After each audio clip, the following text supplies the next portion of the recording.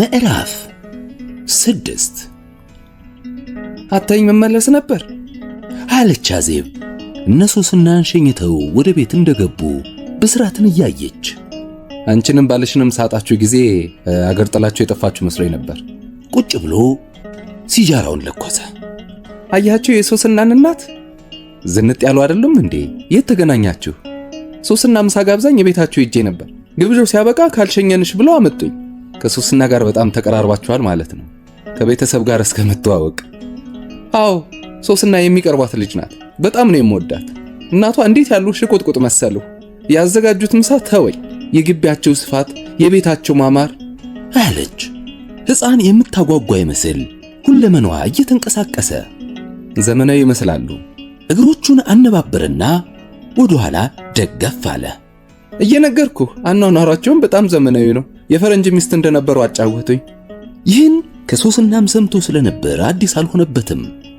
ጥቂት ጊዜ ዝም እንደተባባሉ ስለ ሶስና ምን ታስባለህ አለች። ትኩር ብሎ አያት። አስተዋውቂያችኋለሁ። በቢሮም ስትመጣ ሰላምታ ስትለዋወጡ ቆይታችኋል።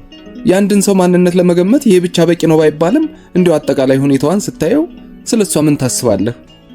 ሲጃራውን መኮስተሪያው ላይ ያጠፋ በረጅሙ ተነፈሰና አንቺው ጨርሰሻል ነገሩን። በጥቂት ቀናት ግንኙነት ብቻ የሰው ማንነት መለየቱ ያዳግታል። አልነገርኩሽም እንጂ ሶስናን ከቢሮ ውጭ ማግኛታለሁ ያለ ሲናገር እጁን ጥብቅ አድርጋ ያዘችው። ዝም ብሎ አያት። በማማሙት ንገረኝ ብስራት፣ ግንኙነት ጀምራችኋል? አዎ ወደዚያው ነን፣ ግን ልጅቱ ሲበዛ ቁጥብ ናት። መግደርደሯም እንደው እንጃ ቀረብ ሸሸት ነው ጸባይዋ። ቢሆንም ይህን ባህሪዋን አልጠላሁትም። ለምንድን ነው ታዲያ እስከዛሬ ያልነገርከኝ? ምኑን? ከሶስና ጋር ግንኙነት መጀመራችሁን። እንደ ልማድሽ አግባት ብለሽ እንዳታስቸግርኝ ነዋ። ሌላ ታስብና ያንን ትቶ በደንብ ከተቀራረብን በኋላ ነግርሻለሁ ብዬ ነው አለ። ትኩር ብላየችው። ዝም ብሎ ጠበቃት። አግባት ብስራትዬ፣ ሶስናን አግባት። እስከዛሬ ካጠናት ይበቃል። መጠናናት ሲበዛ መሰለቻቸትን ያመጣል አለች። ድምጿን የሹክሹክታ ያህል ዝቅ አድርጋ አይኖቹን ቡዝዝ አድርጎ በዝምታ ተመለከታት። የፈራው ደረሰ። አግባት፣ አዎ አግባት። ሶስና ጥሩ ልጅ ናት፣ አግባት። ትዕዛዝ አይደለም ብስራትዬ፣ ልመና ነው። ብዙ ጊዜ ነዝንዤሃለሁ። ሁለተኛ እንዲህ ያለውን ጥያቄ አላነሳብህም። የማማጥን ተሾክ ሆነ ይውጋኝ አላስቸግርም። ይህ የመጨረሻ ልመናዬ ነው እያለች ስትናገር ድምጿ መሻከርና ስብርብር ማለት ስለጀመረ እንደ ልማዷ ልታለቅስ እንደሆነ ገባውና እጇን ጥብቅ አድርጎ ያዛት። እስከ መቼ ነው የባከነ ህይወት የምትኖረው ብስራት? አይበቃህም? ወጣትነትና ጉርምስናም እኮ ገደብ አለው። ይህን የምልህ እህትነት እያስጨነቀኝ ነው። በእኔ ቦታ ሆነህ ብታየው ምን ማለት እንደሆነ ይገባህ ነበር። መማርህና ራስህን መቻልህ የሚያኮራኝን ያህል ትዳር አለመመስረትህና ህይወት አለመስከኑ ደግሞ ያስጨንቀኛል። ብቻህን ሳይህ እሳሳለሁ። ልጅ ወልደህ 2-3 እንድትሆንልኝ ነው የምፈልገው። ምን ነው ብስራት እያወቅከው? ሁለታችን ብቻ እኮ ነን ያለነው። ወይ እንደ ሰዎቹ እህቶች አንጀተ ደንዳና አልሆንኩ ወይ አንተ እያለች ስትናገር እንባ አቋረጣት። አታልቅሽ አዜብ። ለምንድን ነው የትዳር ነገር ባነሳሽብኝ ቁጥር የምታለቅሽው? ታገባታለህ ሶስና? ከሳግ ጋር እየተናነቀች አይኖቿንና አፍንጫዋን በማረብ ጠራረገች። አንቺ እንዳታለቅሽ ብዬ አይደለም፣ ለኔ ብለህ ሳይሆን ለራስህ ስትል ትዳር መመስረት ስላለብህ። ከሞናዚና እባክሽ እንዲህ አትሁኚ። የኑሮዬን አቅጣጫ ለመወሰን የሚችል ሰው ነኝ። አንቺን ላስደስት ብዬ ያለ ቅዴና ፍላጎት የትዳር ይዤ ነገሩ እንዳስብ ነው። ባይሆን እኔ ብቻ ሳልሆን አንቺም ነሽ የምታዝኚው። ተወኝ እባክህ ብስራት። ይህን ከትዳር የመሸሻ ምክንያት ብዙ ጊዜ ሰምቼዋለሁ። እቅድ አትበለኝ ብላ ግንባሯን ጉልበቷ ላይ አስደገፈችና በረጅሙ ተነፈሰች። ምንድን ነው የምትይው አሁን? አኳኋኑ አስጨነቀው። ሚስት አግባ፣ ትዳር መስረት፣ እቅድ ቅብጥርሴ የምትለውን ነገር ተውኔ የምልህ ሶስናን አግባት። ላንተ የምትወል ልጅ ናት። እግሮቹን አነባብሮ ወደ ኋላ ደገፍ አለ። እኔ በሚገባ ጥንቻታለሁ። አንተም ግንኙነት እንደጀመርክና ጸባይዋን እንደወደድከው ነግረኛል። አንቺ እንዳደረግሽው በሚገባ ላጥናታ። ሃይ ብስራት፣ ግድ የለሽም። ውሳኔን በቅርብ ቀን አሳውቅሻለሁ። ፈገግ ብላ መዳፏን ዘረጋችለት። በመዳፉ በመምታት ቃል ገባላት። ባሏ ዘሪሁን ማታ ሲመጣ ፍልቅልቅ እያለች ከበር ተቀበለችው አዜብ። መኝታ ቤቱ ገብቶ የውሎ ልብሱን በማውለቅ ፒጃማና የቤት ካፖርቱን ደርቦ ወደ ሳሎን ተመለሰ። የንባብ መነጽሩንና አንድ እንግሊዘኛ መጽሐፍ ይዟል። እንዴት ነበር የምሳ ግብዣ ዚና? አለ ቁጭ ብሎ መነጽሩን እያደረገ። ዘሪሁን አዜብን 10 ዓመት ያህል በእድሜ ይበልጣታል። የተገናኙት እሷ የንግድ ሥራ ትምህርት ቤት ተማሪ እሱ መምህሯ ሳሉ ነው። በትምህርቷ ጎበዝ ስለነበረች ያደንቃትና ያበረታታት ነበር። ደስተኛ አትመስልም። አለባበሷና አኳኋኗ ጉስቁልቁል ያለ ነው። አልፎ አልፎም ከክፍል ትቀራለች። አንድ ቀን ቢሮ ሄዳ እሱ ስለፈተናት ትምህርት ስታነጋግረው ፊቷ ሐዘን አጥልቶባት አየና ተቀመጪ፣ ምን ሆነሻል? ከትምህርት ቤትስ የምትቀሪው ለምንድን ነው? አለና ጠየቃት። እናትና አባቴ ስለሞቱብኝ የዘመድ ጥገኛ ሆኜ ነው የምኖረው። የ8 ዓመት ዕድሜ ያለው ወንድም አለኝ። ያስጠጋን አጎታችን ጠጪ ስለሆነ ቤተሰቡን ለመምራት አልቻለም እያለች ስትነግረው እንባዋ መለጣት። ይህን ከተመለከተና ችግሯን በጥሙና ካዳመጠ በኋላ አይዞሽ፣ አታልቅሽ፣ በርችና ተማሪ። ትምህርትሽን ለመፈጸም የቀረሽ 1 ዓመት ብቻ ነው። ከዚያ በኋላ ስራ ትይዥና ችግርሽ ይቃለላል። እስከዚያ በተቻለ ሁሉ ረዳሻለሁ አላት። በዚህ አኳኋን የጀመሩት መቀራረብ ቀስ በቀስ ወደ መግባባት ከዚያም ወደ ትዳር ተሸጋግሮ ነው አብረው ለመኖር የበቁት። ታናሽ ወንድሟ በስርዓት ተንከባካቢና አሳዳጊ በማግኘቱ ትምህርቱን እዳር ሊያደርስ በቃ። ዘሪሁንና ዜብ ልጅ ለመውለድ ባለመታደላቸው ቅር ቢላቸውም ረጅም ዕድሜ ያለው ትዳራቸው በፍቅር የሞቀ ነው። ግሩም ግብዣ ነበር አለች ከጎኑ ተቀምጣ። ጥሩም ግብዣ እንደነበረ ሁኔታሽ ይነግረኛል። ፈገግ አለ። ከግብዣው በኋላም ሶስናና እናቷ በመኪናቸው ቤት ድረስ ሸኙኝ። ታዲያ ቤት ገቡ? አልገቡም፣ እምቢ አሉኝ። ግን ደህና አጋጣሚ ሆነልኝና ብስራትን ከሶስና እናት ጋር አስተዋወቅኩት። እሱም ምሳ ተጋብዞ ነበር እንዳትይኝ። አልተጋበዘም። እኔ እነ ሶስና ቤት ሆኜ እሱ እዚህ መጥቶ ኖሮ አቶኝ ሲመለስ አገኘሁትና አስተዋወቅኩት። እውነትም ደህና አጋጣሚ ነበር፣ አቋራጭ መንገድ ብሎ መጽሐፉን ማንበብ ጀመረ። ከዚያ በኋላ ላለው ጨዋታዋ ብቁ ክብደት ሊሰጠው አልፈለገም። ስለ ብስራት ትዳር መያዝ ጉዳይ ብዙ ጊዜ ተጨቃጭቀዋል። ሐሳቡ ከሱ ይምጣ እያለ ቢመክራት አልተቀበለችውም። እንዲያውም እየከፋትና ሆድ እየባሳት ይሄዳል። ይህን በመረዳትና ጠንካራ ምክሩ ስለ ብስራት የወደፊት ሕይወት ግድ የሌለው እንዳያስመስልበት በመስጋት ጠለቅ ያለ አስተያየት ከመስጠት ተቆጥቧል። ለካ ብስራትና ሶስና ግንኙነት ጀምረዋል አለች በውይይቱ ለመግፋት በማሰብ። በምን አወቅሽ? ብስራት ራሱ ነገረኝ። ይሄዋ እቤት ምሳ ጋብዤ ላስተዋውቃችሁ ባልሽኝ ጊዜ የነገርኩሽ ይሄን ነው። እነሱ ከተፈላለጉ በመሰላቸው መንገድ ይተዋወቁ። ከዚያ በኋላ እርዳታችንን ከፈለጉ አብረናቸው እንሆናለን አላልኩሽም? አግባት አልኩት። ምን አለሽ ታዲያ? ከሲታ ፊቱን ቅጭም አደረገና አያት። ላጥናትና ውጤቱን በአጭር ጊዜ ውስጥ አስታውቅሻለሁ ብሎኛል። ደስ ነው ያለኝ። ደግ ነው። ምን ነው ዝም አልክ? ምን ልበል? ለምንድን ነው ሁል ጊዜ ስለ ብስራት ትዳር ጉዳይ ሳነሳብ አስተያየት የማትሰጠኝ? ይህ ከቅርብ ጊዜ ወዲህ ያመጣው አጉል ጸባይ። ብስራት እኮ ልጅህ ነው። ቆጣ አለች። ኖ አዜብ፣ ነገሩን እንደዚህ አትውሰጂው። አስተያየት ለመስጠት ባለመፈለግ አይደለም፣ በሰው ኑሮ ላይ የመወሰን ነገር ስለሆነብኝ እያለ ሲያብራራላት አቋረጠችውና ተው፣ በሰው ኑሮ አትግባ። በብስራት ኑሮ መግባት የሚያስጨንቀ ከሆነ ተው አለች። ተይ አዚና፣ አባባሌን አታጣምብኝ ብሎ ንባቡን ቀጠለ።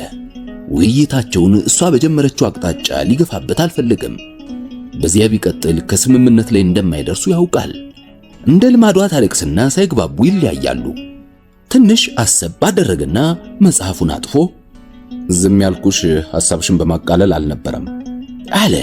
ዞር ብላ አየችው። እስቲ ንገርኛ አዚና፣ ምኑ ነው ደስ ያለሽ? እንደነገርሽኝ ከሆነ ብስራት ያለሽ ላጥናት እንጂ እሺ ሶስናን አገባታለሁ አይደለም። ይሄ ደግሞ እስከዛሬ የትዳርን ጉዳይ ባነሳሽበት ቁጥር ሲለው የነበረ ምክንያቱ ነው። አዲስ ነገር አይደለም። አስደሰተኝ ስትይኝ ጊዜ ምን አዲስ ነገር አገኘች ብዬ ገርሞኛል። አየሽ አዚና፣ ሰዎች ብዙ ጊዜ በሚመኙትና በአእምሮአቸው በሚፈጥሩት መልካም ነገር ከመጠን በላይ ይደሰቱና ያ ምኞታቸው ሳይሟላ ሲቀር የዚያኑ ያህል ያዝናሉ። እንዲያውም ይበልጥ እንዲህ በምኞት ብቻ የሚቦርቁና በስሜት ፈረስ የሚጋልቡ ሰዎች ሐሳባቸው በመክሸፉ ማዘን ብቻ ሳይሆን ተስፋ ቆራጮችም ይሆናሉ። እኔ በስሜት ፈረስ አልጋለብም ተቆጣች። ቆይ አንቺም ማለት አይደለም። ነገሩን ሰፋ አድርጌ ላሳየሽ መሞከሬ ነበር። እንዳልሽው ሊሆን ይችላል። እሱም ዘልዛላ ኑሮ ሳይሰለችው አይቀርም። ግድ የለም እኔም እረዳሻለሁ። ተጋግዘን ትዳር እንዲመሰርቱ እንጫነዋለን። ወይም እንዳልሽው ሶስናን አፍቅሮ ያገባትና እንገላገል ይሆናል አለ እጇን ይዞ። ያፈቅራታል፣ ይህን አልጠራጠርም። ጥቂት ቅር የሚለኝ የሃይማኖታቸው መለያየት ነው። እሱ እንኳን ምንም ቅር የሚያሰኝ ነገር የለውም። ጸባይና መልኳን ይውደደው፣ ሊያገባት ይቁረጥ እንጂ የልጅቷ ሃይማኖት ጉዳይ በብስራት ጣጣ የሚፈጥርበት አይመስለኝም። የኔን እምነት ካልተከተል ካላገባህም ብትለውስ? ይከተላ፣ ከወደዳት ምን አለበት? ሳቀ። የብስራትንና የሶስናን በእምነት መለያየት ስታስበው ለታሰበው ትዳር እንቅፋት እንደሚሆን ገመተች። ባሏ ውይይታቸው በዚህ እንዲያበቃ ስለፈለገ ትኩረቱን መጽሐፉ ላይ አደረገ። ይህ በሆነ በሶስተኛው ቀን ዘሪሁን ለብስራት ስልክ ደውለለትና ለጥብቅ ጉዳይ ፈልግሃለሁ አለው። ምን ነው ደህና አይደላችሁም እንዴ? ደህና ነን። የጋራችን በሆነ ጉዳይ እንድንወያይ ነው የፈለግኩ። እቤት ልምጣ? ሌላ ቦታ ብንገናኝ ይሻላል። የት ይሁን? አንተ ቤት ብንገናኝስ? መቼ? ዛሬ ወይም ነገ በሚመች ሰዓት። ዛሬ ከቀትር በኋላ ጀምሬ ቤት ነኝ። ደግ ነው፣ እንግዲያው እመጣለሁ ብሎ የስልኩን መነጋገሪያ በቀጥታ አስቀመጠው። ብስራት የሚኖረው ቦሌ ካሉት ረጃጅም ፎቆች ባንዱ ውስጥ ነው። ፎቁ አናት ላይ በስተቀኝ ዳር ያሉትን 5 ክፍሎች ተከራይቶ የመኝታ ክፍሉና ስቱዲዮ በፀሐይ መውጫ አቅጣጫ ሲሆኑ ሳሎኑና ሌሎቹ ክፍሎች ደግሞ ፊታቸው ወደ ምዕራብ ነው። በየትኛውም መስኮት ዙሪያ ገባው ወለል ብሎ ይታያል። በስፋቱ ከሳሎኑ የሚመጣጠነው ስቱዲዮ ቤተ መጻሕፍቱም ቢሮውም ነው። አልስተካከል ብሎ ካስቸገረው የአንድ ህንጻ ፕላን ዝርዝር ጥናት ጋር ሲታገል ነው ዘሪሁን ያገኘው። ይቅርታ አጉል ጊዜ መጣሁ መሰለኝ፣ በስራ በተመሰጥክበት ሰዓት እያለ ወንበር ስቦ ተቀመጠ። በቀጠሯችን መሰረት ነው የመጣው። ይኸውልህ ይሄ ስራ ነበር ያስቸገረኝ አለ ወደ ሰሌዳው እያመለከተ። ሰሌዳው ላይ የአንድ ባለ 5 ፎቅ ህንጻ ፕላን ከተለያዩ አቅጣጫዎች ተነድፎ ይታያል። ሰርተው የለም እንዴ? አለ ዘሪሁን ምስሉን እየተመለከተ። ብዙ ስራ ይቀረዋል። በወረቀቱ ላይ የሚታየውን ፕላን ወደ ሞዴልነት መለወጥም አለ። ስራው መሬት ላይ ከመጀመሩ በፊት ህንጻው በሚያርፍበት ቦታ አካባቢ ከሚገኙ ተፈጥሯዊና እነዚህ ሰው ሰራሽ ነገሮች ጋር ህብር እንዲፈጥርና ውበታቸውን ይበልጥ እንዲያጎለው መደረግ አለበት። ይህ ውጫዊ መልኩ ሲሆን ውስጣዊው ደግሞ ለሚፈለገው አገልግሎት አመቺና ተስማሚ መሆን ይኖርበታል። ትንሽ ሌክቸር አደረግኩልህ አይደል? ጥሩ ሌክቸር እንጂ እጥር ምጥን ያለች። እየተሳሳቁ ወደ ሳሎን በማምራት ላይ ሳሉ ብስራት የዘሪሁንን ክንድ ያዝ አደረገና ስነ ህንጻ የፈጠራ ዘርፍ ስለሆነ ስራውን በምታከናውንበት ጊዜ ትጨነቃለህ፣ ታመጣለህ። ጸባይህ ከስራው ጋር አብሮ ይለዋወጣል። ስራ ሲሳካልህ ደግሞ ምድር ትጠባሃለች፣ በደስታ ትቦርቃለህ አለ ሰራተኛ መጥሪያውን እየተጫነ። ሰራተኛይቱ ትዕዛዝ ተቀብላ ስትሄድ ብስራት ሲጃራውን ለኩስና ከዘሪሁን ትይዩ ተቀመጠ። እሱ ደግሞ አለፍ አለፍ ብሎ ግድግዳው ላይ ወደ ተሰቀሉት የከተሞቹ ፎቶግራፎች አፈጠጠ። ታየዋለህ ይህን ከተማ ጋሼ ዘሪሁን፣ የህንጻዎቹን አቀማመጥ አለ ብስራት ዘሪሁን ወደሚመለከተው ፎቶግራፍ እያየ። ህንጻዎቹን ብቻ አታድንቅ፣ የአካባቢውን ውበት አብረህ ተመልከት። ባህሩን፣ መስኮቱን፣ ኮረብታዎቹን፣ የሰማዩን ጥራትና የደመናውን ንጣት ሁሉንም በአንድ ላይ ነው ማየት። እንዲያ ስታያቸው ነው ተፈጥሮም ሆነ ሰው ሰራሽ ነገሮችን ውብ ሆኖ የምታገኛቸው። ውበት በተናጠል ጎዶሎ ናት ብሎ ሲጃራውን መኮስተሪያው ላይ ያስቀመጠና በእጆቹ እንቅስቃሴ ጭምር እያሳየው እነዚህ ህንጻዎች እልም አለ አሸዋ ሜዳ ላይ ቢደረደሩ ኖሮ እንዲህ የማያምሩም ነበር። ጠረጴዛ ላይ የተኮለኮሉ ጣሳዎች ነበር የሚመስሉት። እዚህ ግን ተመልከት፣ ከአካባቢው መልክዓ ምድር አቀማመጥ ጋር ህብር ፈጥረው አለ አይደል አንድ አይነት ሙዚቃዊ ቅኝት አይሰማ። ለዚህም ነው ገታ የተባለ ጀርመናዊ አርኪቴክቸር እንደ በረዶ የረጋና ጸጥ ያለ ሙዚቃ ነው ያለው አለ። በዚህ መሃል የብስራት ሰራተኛ ቢራ ቀረበችላቸውና ወጣች። የምንነጋገረው ስለሷ ስለሆነ አዜብ በሌለችበት ብንወያይ ይሻላል ብዬ ነው እዚህ የቀጠርኩ አለ ዘሪሁን ቢሮውን ፉት ብሎ። ምን ሆናለች? ትኩር ብሎ አየው። ምንም አልሆነችም። ያው ያንተ ትዳር ያለመያዝ ጉዳይ ያብከነክናታል። ታዲያ ይህ አዲስ ነገር ነው እንዴ? አዲስ አይደለም፣ ግን ነገሩ እኛ እንደምናቀለው ሆኖ አላገኘሁትም። ናትሳቅ ብስራት፣ በቁም ነገር ነው የማናግርህ። ይህን ነው የጋራችን የሆነ ጉዳይ ያለኝ አልከኝ? አይደለም እንዴ? ነው ይህን ያህል አሳሳቢ ሆኖ ነው ወይ ለማለት ነው? ያው አሳሳቢ ሆኗል ብስራት። አሳሳቢ የሆነው ያንተ ትዳር መያዝ ወይም አለመያዝ ጉዳይ ብቻ ሳይሆን ከዚህ ጋር የተያያዘው የያዘው ነገር ነው። እስከዛሬ ስለዚህ ጉዳይ በጨቀጨቀች እና ላንተ ይሆናሉ የምትላቸውን ሴቶች እያደነች ባስተዋወቀች ቁጥር በድርጊቷ ስንስቅባት ኖረናል። ሲሰለቻ ትተዋለች በሚል እምነት። ትዳር በተፈላላጊዎች ስሜት ትውቂያና ቅርበት የሚመሰረት እንጂ በሶስተኛ ወገን በጎ ምኞትና ምርጫ የሚሆን አይደለም ነግረናታል። አልሆነም። ሐሳቧን ልናስለውጣት አልቻልንም። አይፈረድባትም። ውስጧ የፍቅርና የኃላፊነት ስሜት ሽል ተጸንሷል። ስላንተ አልተገላገለችውም። እስከዛሬ ታምጧለች። አሁን ግን እንደነገርኩህ ይበሽታ ልበለው ወደ ራሷ በመውጣት ላይ ነው ብሎ በረጅሙ ተነፈሰ። ለጥቂት ሰከንዶች ዝም እንደተባባሉ ብስራት ወደ ኋላው ደግፍ ብሎ እግሮቹን አነባበረና ምን ይቻላል ታዲያ አለ። አንድ ነገር ማድረግ አለብን። ለዚህ ነው የፈለግኩህ። ምን እናድርግ? እስቲ በመጀመሪያ አንተኑ አንድ ጥያቄ ልጠይቅህ። ለምንድን ነው ሚስት የማታገባው? ትዳር አትመስርት እንጂ መቼም እስከዛሬ ከሴቶች ተለይታ አልኖርክም። ትኩር ብሎ አየው። ብስራት አይኖቹን ወደ ሌላ አቅጣጫ መለሳቸው። አዜብን ለማስደሰት ስትል አግባ ማለት አይደለም ቀጠለ ዘሪሁን። አይደለም፣ ያ ሌላ ጉዳይ ነው። ስለ ትዳር ለምን አታስብም ነው የምልህ። ኦኬ፣ የእስከዛሬው ይሁን። አሁን አይበቃም። ለማንኛውም ነገር ገደብ አለው እኮ ብስራት። አቀርቅሮ ዝም አለ ብስራት። ለምን አታገባም? እኔ እንጃ ጋሽ ዘሪሁን፣ ትዳርን እፈራዋለሁ። እስር ቤት ይመስለኛል። ለምንድን ነው እንደዚያ የሚመስልህ? ሰው እንዴት እድሜውን ሙሉ አንድ ሰው አፍቅሮ ይኖራል? ሳስበው የሚቻል አይመስለኝም። ማህበረሰቡ ለደነገገው ሕግ፣ ባህል፣ ሃይማኖት ለመገዛት ሲባል ብቻ ፍላጎትን ካልጨቆኑት ወይም ደግሞ ብሎ ሳቃልና ወይም የፍቅር ወለላው አልቆ ሰፈፉ ብቻ ሲቀር ግሩም ጣም እየተባለ ራስን በመሸንገል ካልተኖረ ወድ ሲያውቅ ዶሮ ማት አይነት መጽናናት አትሳጋሽ ዘሪሁን።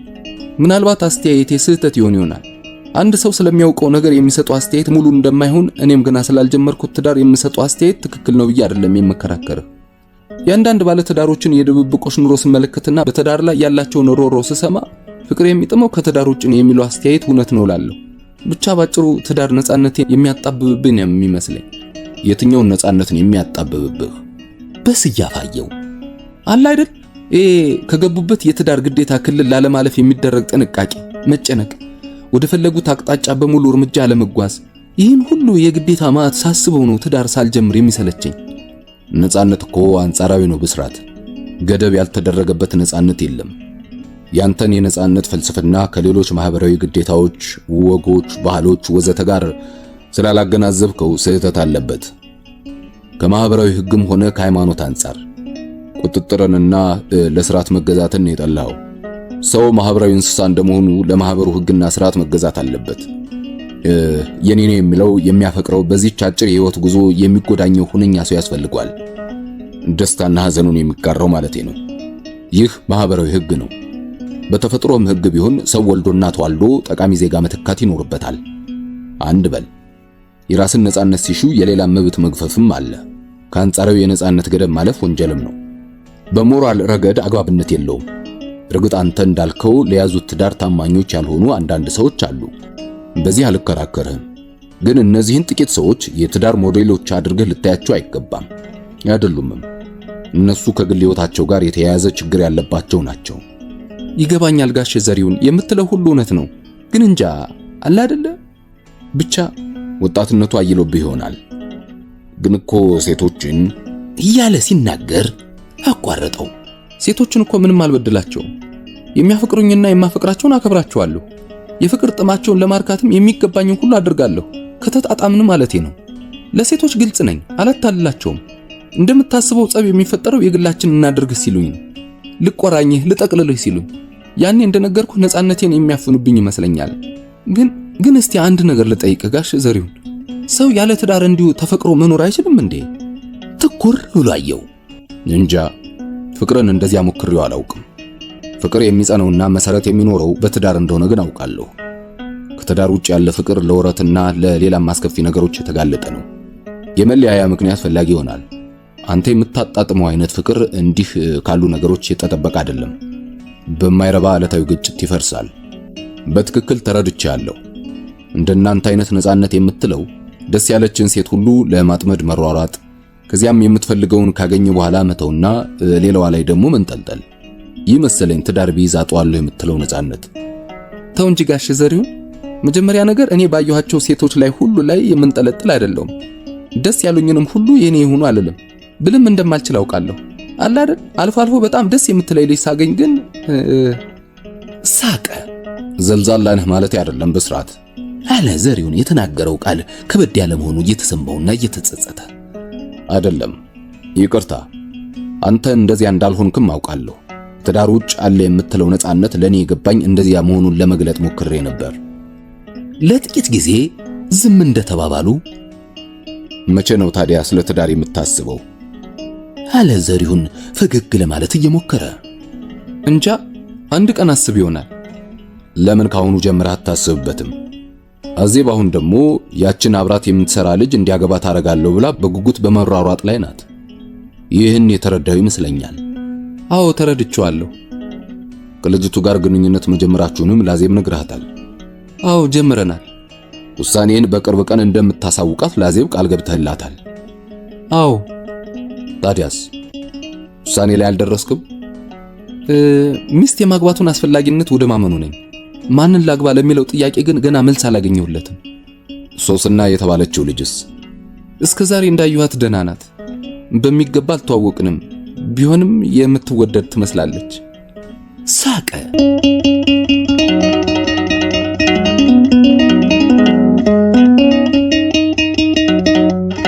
ምዕራፍ 7 ብስራት ስራ በዝቶበት ለተከታታይ 5 ቀናት ሶስናን አላገኛትም። ያም ሆኖ ከሐሳቧ አራቀችም። በተለይ ከዘሪሁን ምክር በኋላ በስድስተኛው ቀን ቢሮዋ ስልክ ደወለላት። ምን ነው ጠፋ አለችው። ለመናፈቅ ብዬ። ዝም አለችው። ምንድነው የምታስቢው? ምንም። ያውቂዋለሁ የምታስቢው ምንድነው? ናፍቄያለሁ ለማለት እያሰብሽ ፈራሽ። ከት ብላ ሳቀች። ስላወኩብሽ ነው አይደል የምትስቂው? ዝም። ስሚ ሶሲ፣ ናፍቀሽኛል። ዝም። ትሰሚኛለሽ? አዎ። ነገ ቅዳሜ ነው። እሺ። ቤቴ ምሳ ጋብዤሻለሁ። ዝም። ትሰሚኛለሽ? አዎ። ታዲያስ ምን ትያለሽ? እትዬ አዜብንም ጋብዛትና አብረን እንመጣለን። ያለዚያስ? ከሷ ጋር ቢሆን ይሻላል ብዬ ነው። እሺ ጋብዛታለሁ። ታዲያ አንቺ እንዴት ትመጫለሽ? መጥቼ ልውሰድሽ? ግድ የለም ከሷ ጋር እመጣለሁ። አዎ እንደሱም ይቻላል። አብራችሁ ነው። እስከዚያው ደህና ሁኝልኝ ብሎ እያፏጨ ስልኩን ዘጋው። ጥቂት ዘግየት አለና ደግሞ ለአዜብ ደወለላት። እሷም እንደ ሶስና ምን ነው ጠፋህ አለችው። ምክንያቱን ነገራትና ነገ ምሳ ጋብዤሻለሁ አላት። ምን አገኘህ? ሶስናንም ስለጋበዝኳት አብራችሁ ትመጣላችሁ። እሺ ብስራትዬ፣ ግብዣህን ተቀብየዋለሁ። ድምጿ በደስታ ተስረቀረቀ። ለጋሸ ዘሪሁንም ንገሪውና ይምጣ። እሱ እንኳን አይችልም። እኔም ያንተ ግብዣ ይበልጥብኛል ብዬ ነው እንጂ አብረን የምንሄድበት ጉዳይ ነበረን። ደግ ነው አንቺና ሶስና እንድትመጡ። ለሶስና ልንገራት ወይስ አንተ ትነግራታለህ? ስለ ጥሪው ነግሪያት ፈቃደኛ ሆናለች። ስላመጣጣችሁ ተነጋገሩ፣ ተመካከሩ። ቻው ብሎ ተሰናበታትና ሰራተኛውን ጠርቶ ነገ 2 ሰዎች ምሳ ስለጋበዝኩ ጥር ምጥን ያለች ድግስ እንድታዘጋጅ አላትና ወደ ጉዳዩ ወጣ።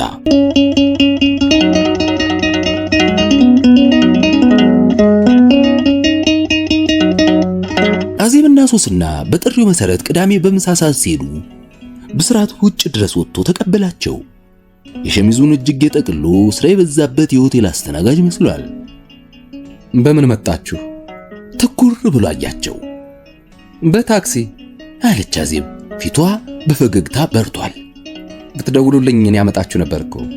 እየመረመራቸው ወደ ቤት ዘለቀ። ሶስናን አጫውታት አለች አዜብ ወደ ጓዳ እየገባች። ሰው ሲጠፋ አትፈልጊም? አለ ሶስና ፊት ለፊት እየተቀመጠ። ደህና መሆንን እትዬ አዜብ ስለምትነግረኝ በቃ ደህና ነህ ብዬ ነው። ስለኔ ጤንነት አዘውትረሽ ትጠይቂያለሽ ማለት ነው? ምን አስጠየቀኝ? ደህና ባትሆን እሷ ትናገር የለም? ስላንተ በቀን ቢያንስ 10 ጊዜ ሳትነሳ አትውልም። ከሷ መስማት ብቻ በቂ አይደለም። ከእንግዲህ ቤቴን ስላወቅሽው ስጠፋ እየመጣሽ ልትፈልጊኝ ይገባል። ፈገግ አለ። እሷም ሳቃለችና ጠረጴዛው ላይ ያገኘችውን የእንግሊዘኛ መጽሔት ታገላበጥ ጀመር። በዚህ ጊዜ ብድግ ብሎ እነዚህ ሴቶች ምሳ ያቀርቡልንም እንዴ? ወርቄና አዜብ ከተገናኙ ወሬያቸው ማቆሚያ የለውም እያለ ሰራተኛውና እህቱ ወደሚሳሳቁበት ጓዳ ገባ። የብስራት ሰራተኛ ወርቄ ከ5 ዓመት በላይ አብረው ኖራለች። በመሆኑም ከአዜብ ጋር ባያሌው ይግባባሉ። አዜብ በብዙ አኳያ ከፈተነቻት በኋላ የወንድሜን ነገር አደራ እንደ ታናሽ ወንድምሽ ይው፣ ቢከፋሽ ወይም እሱ ቢያስቀይምሽ ንገሪኝ ብላታለች። በዚሁ መሰረት ወርቄ አደራዋን አክብራ ለብስራት የምትጨነቅለት ቤቱንም እንደ ራሷ ቤት የምትይዝለት ሆናለች። ለዚህ ነው አዜብ እንደ ሰራተኛ ሳይሆን እንደ ዘመድ የምታያት። በመሆኑም በብስራት ላይ ያልተገባ ነገር ካየችበት ሳትፈራ ትመክረዋለች። ነገሩ ከአቅሟ በላይ ከሆነ ደግሞ አዜብን ተጠራትና የተፈጠረውን ነገር ትገልጥላታለች። እኔን ምንም አልበደለኝም ምሱቴ፣ እንዲህ ያለ ጸባይ የለበትም። ብቻ ይሄን ጭሱንና ያችን መጠጢቱን ቀነስ ይበሉት፣ በጊዜ ወደ ቤት ቢገባም ደግ ነው ትላታለች። ሶስና ብስራት ወደ ጓዳ ሲገባላት የያዘችውን መጽሔት ጥፍ አደረገችና የቤቱን ውስጥ ለአንድ አፍታ ቃኘችው። ጠበብ ያለው ሳሎን በቢጫው መጋረጃ አልፎ በሚገባው ብርሃን ደምቋል። ሶፋዎቹ አነስ አነስ ቢሉም አሰራርና ውበታቸው አይን ይስባል። የወለሉ ምንጣፍ ቢጫ ነው እንደ መጋረጃው። በስተግራ 4 ወንበሮች ያሉት የምግብ ጠረጴዛ አለ። ሽፋን በሌለው ቴሌቪዥን ላይ ከነሐስ የተሰራ ትንሽ የሰው አካል ቅርጽ እርቃኑን ቆሟል። እነዚህን ካየች በኋላ መጽሔቱን ከፍታ ስታነብ አዜብ መጣችና ብቻሽን ትተንሽ ጠፋን እያለች ጎኗ ተቀመጠች። ብስራትና ሰራተኛው ደግሞ ምግቡን በየአይነቱ እያመጡ ጠረጴዛው ላይ ይደረድሩ ጀመር። ከምሳ በኋላ ቡና እየጠጡ ይጫወቱ ጀመር። አዜብ ወንድሟ ሶስና ቤቱ ምሳ መጋበዙ ቢወዳት እንደሆነ አምናና እቅዷ እንደሰመረላት ተገንዝባ በዚህ ሳቢያ የሰረጽባትን የደስታ ስሜት ለመግለጽ የመሳቂያ ምክንያት የምትፈልግ ትመስል ነበር። ብስራት ደግሞ እህቱ እንዲያ ስትደሰት በማየቱ ያለፈ በደሉን ሁሉ የካሳት እየመሰለው ሶስናም ያለው ወትሯ ፈንደቅደቅ እያለች ስትጫወት ስላያት ደስታ እየፈነቀለው በወፍራም ድምፁ ከጣሪያ በላይ ነበር የሚንከተከተው። ሶስናም በሳቀች ቁጥር የሳቋ ምክንያት እሷ እንደሆነች ሁሉ አዜብን እቅፍ ታደርጋታለች። እንዲህ ሲጫወቱ ሳለ ስልክ አቃጨልና ብስራት አነሳው። ዘሪውን ነበር የደወለው። ጥቂት ካናገረውና ከተቀላለዱ በኋላ መነጋገሪያውን ለአዜብ አቀበላት። የት ነህ አለች ያልጨረሰችውን ሳቅ ለመቆጣጠር እየሞከረች። አዎ እንስቃለን፣ ሳቅበሽ በሽ ሆኗል ዛሬ። እዚህ ባለመኖርህ አዝነናል። ኧረ እባክህ መቼ? አይ የት ነው ቀብራቸው? ታዲያ ምን ይሻላል? በቃ ቤተ ክርስቲያን ድረስ እመጣለሁ አለችና ስልኩን ዘጋችው። ማን ነው የሞተው? ጠየቃት ብስራት። አታውቃቸውም? አንድ ሴትዮ ናቸው። ለብዙ ጊዜ ታመው ነበር። ቀብራቸው በ10 ሰዓት ነው አለኝ። ገና ነዋ። ብስራት ሰዓቱን አየ። እቤት ደርሼ ጠቆር ያለ ልብስ መልበስ አለብኝ። እንዲህ ሆኜ ብሄድ ሰው ምን ይለኛል? አለች አለባበሷን እየቃኘች። ከትንሽ ቆይታ በኋላ ቦርሷን ይዛ ብድግ ስትል እኔም እሄዳለሁ አለች ሶስናም ተነስታ። ወደ ቀብሩ ስፍራ? ሳቀ ብስራት። አይ ወደ ቤቴ። አንቺማ ተጫወቺ፣ ቀስ ብለሽ ትሄጃለሽ፣ ብስራት ያደርስሻል ብላ ተሰነባበተቻቸውና ወጣች።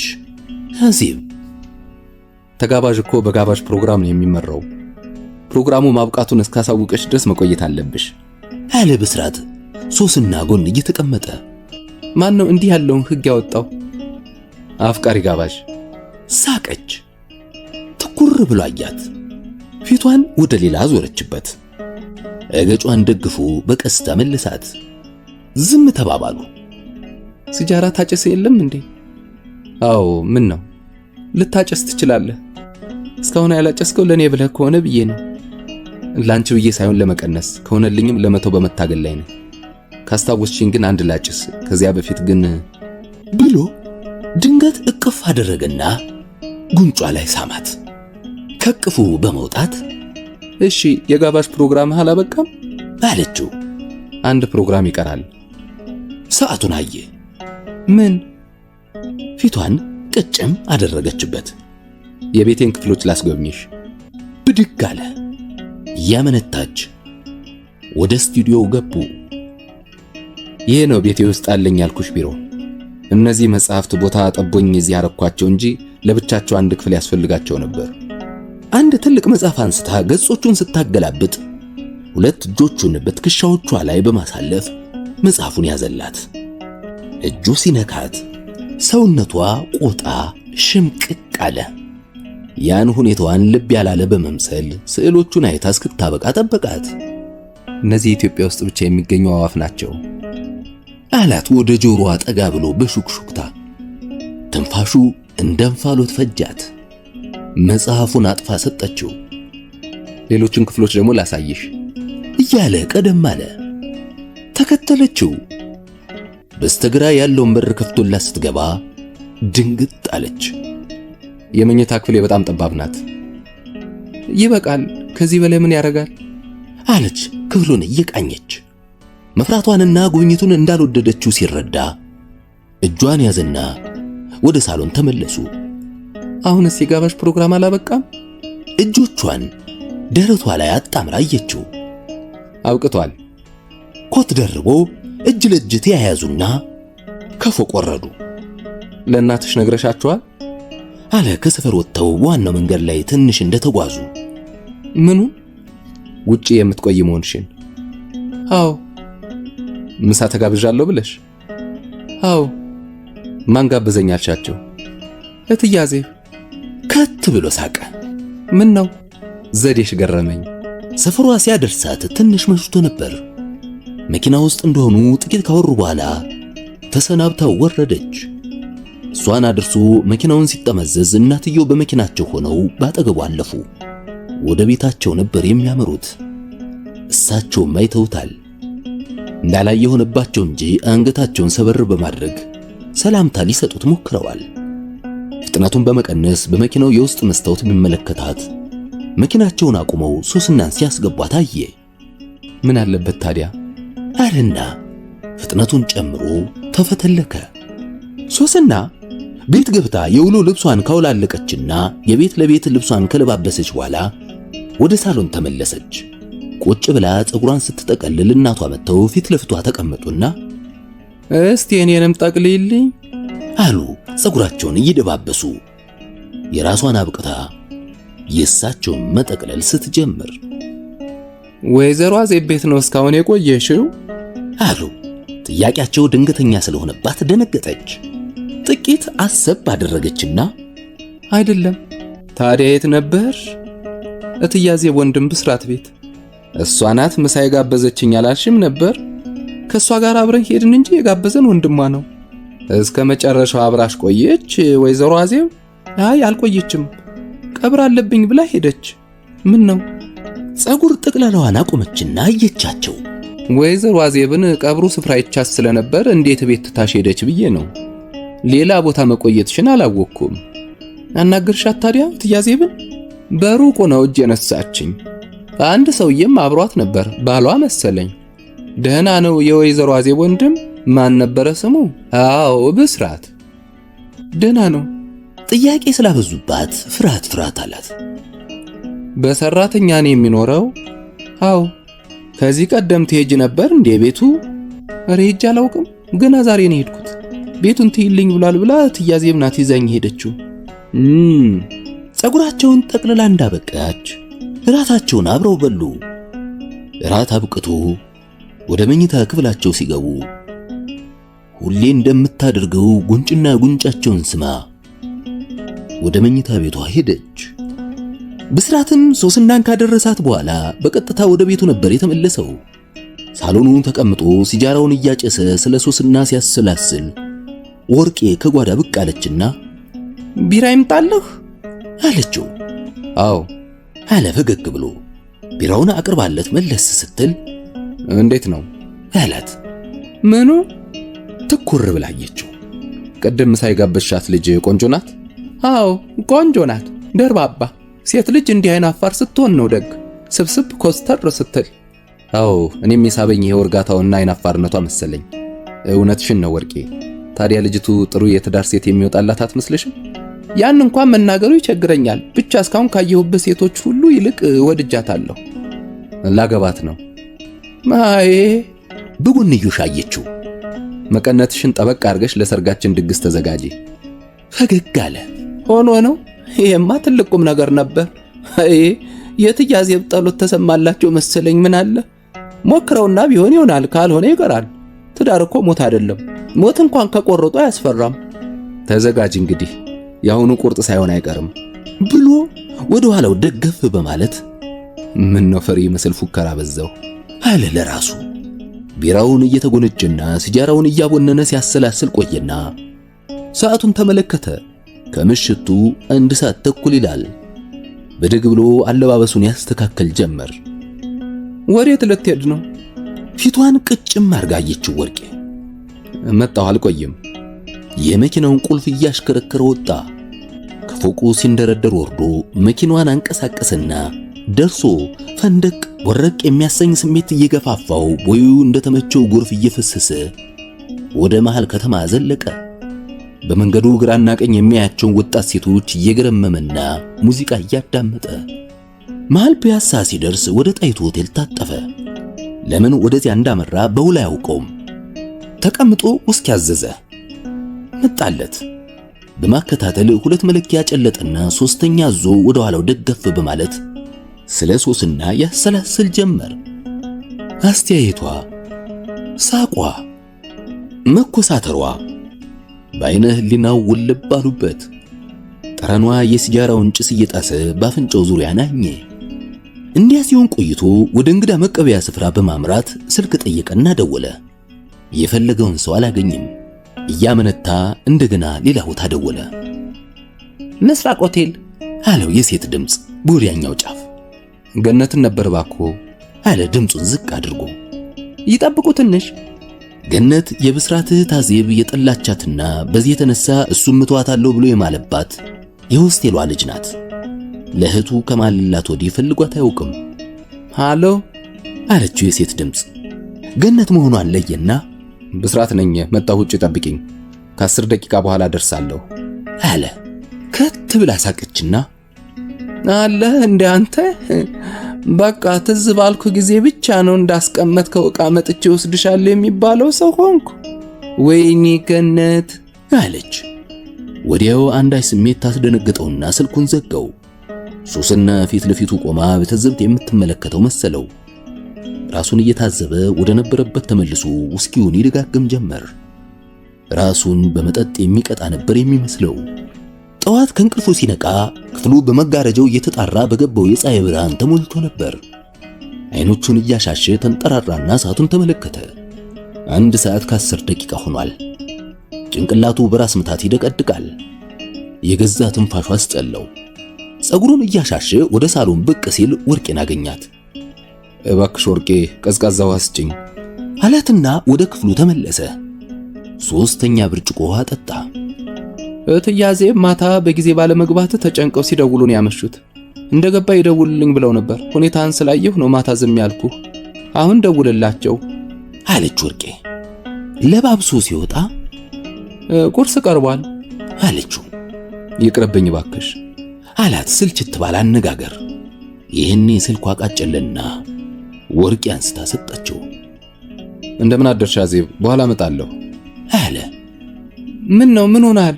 ምን ነው አሞሃል እንዴ? አለች ደህና አለመሆኑን ካነጋገሩ ገምታ።